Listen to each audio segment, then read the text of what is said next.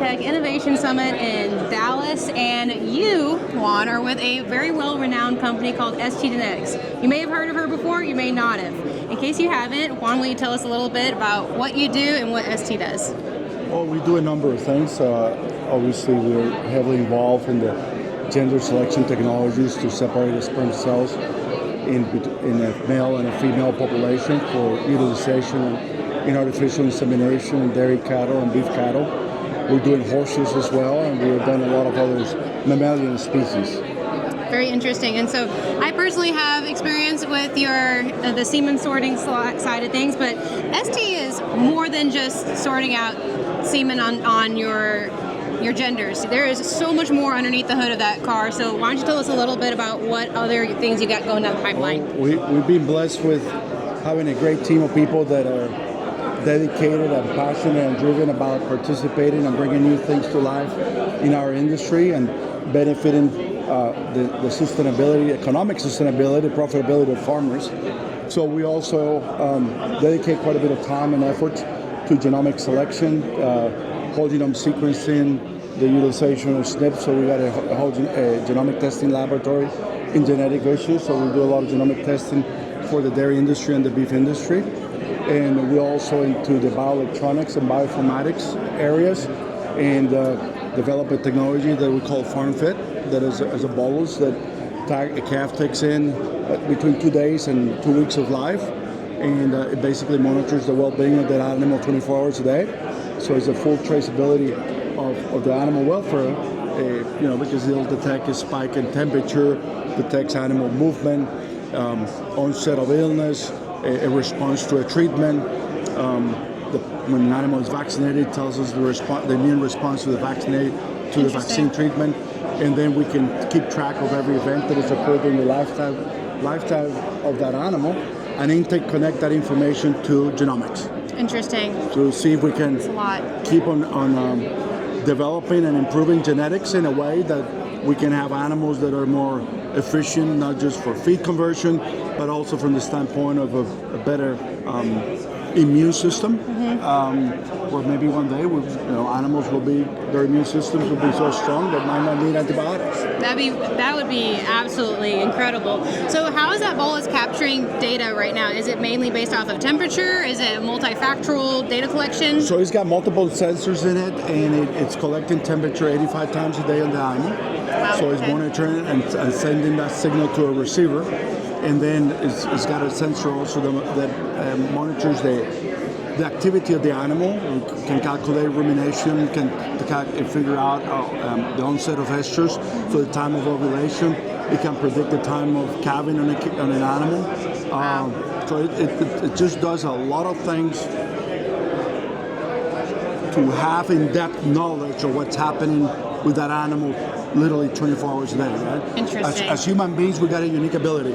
We can express ourselves and we can talk. Animals can't. Right. So we got to help them out a little bit to connect with us. That's right. Well, how long does that bolus, what's the lifespan on that? So it's 5 years. The battery lasts 5 years. That's a long time. So, yeah, it lasts a long time. That was one of the key developments in the process because, and then, if the battery runs out after 5 years, you can put a second bolus in it. So you can monitor an animal for a very, very long time. Interesting. And one of the things that really caught my eye or my ear when you were talking about estrus detection, so really, if you're doing adaptive or rebreeding technology such as AI or IVF, you can really detect that estrus right on the minute.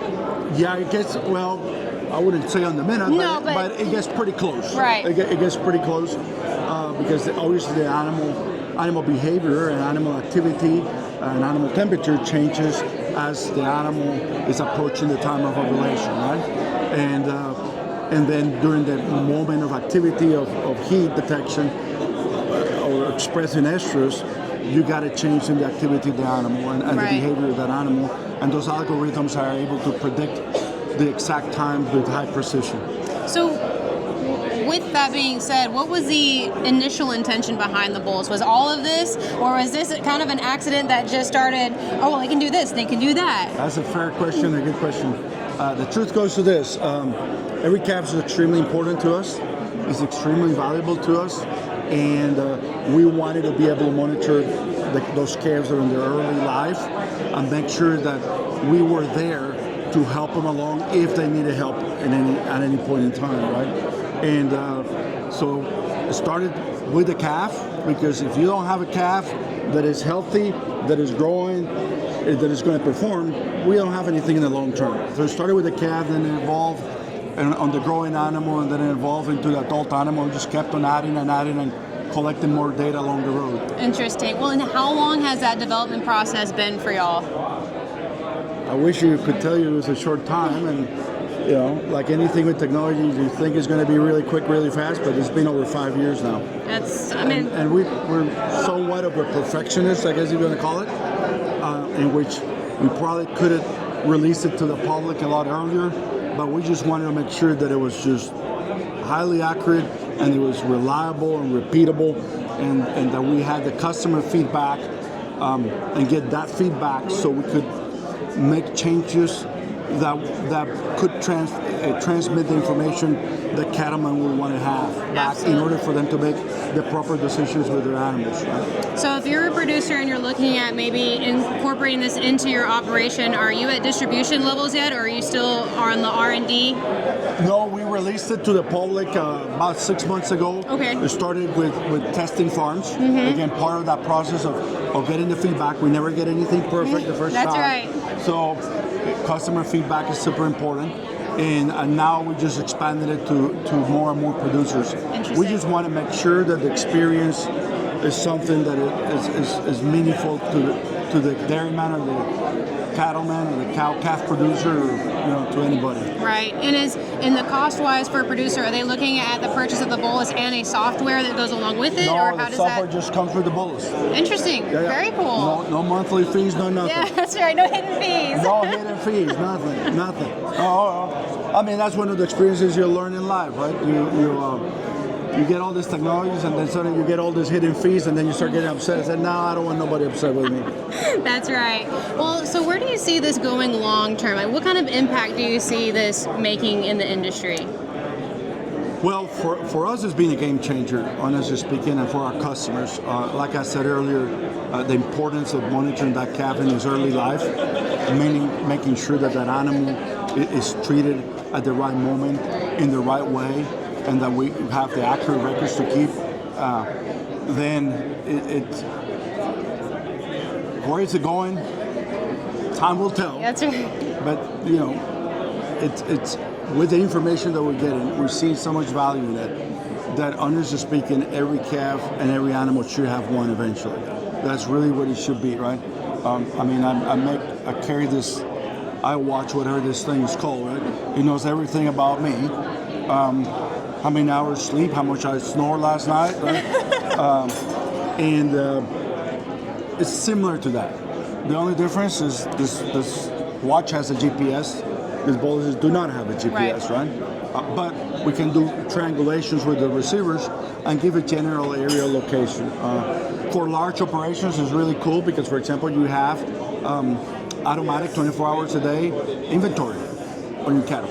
It's true. So, you know every drug that you use. If you had to use an antibiotic, you know the response of that animal to that treatment. If the animal needs to be followed up with another treatment, if the treatment took care of business like it was supposed to. So it's just a constant feedback mechanism to the producer. And I'm sure we're going to learn a lot more.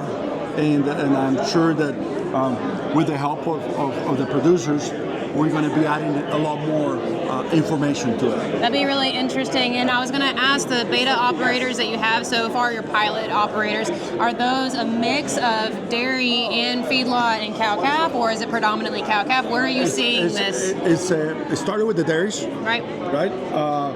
So the largest majority now are dairies. We got some cow-calves now.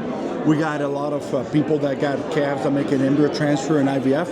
Now you're talking about really valuable animals in which folks made an investment, either in the donor cow or the procedures or whatever it is.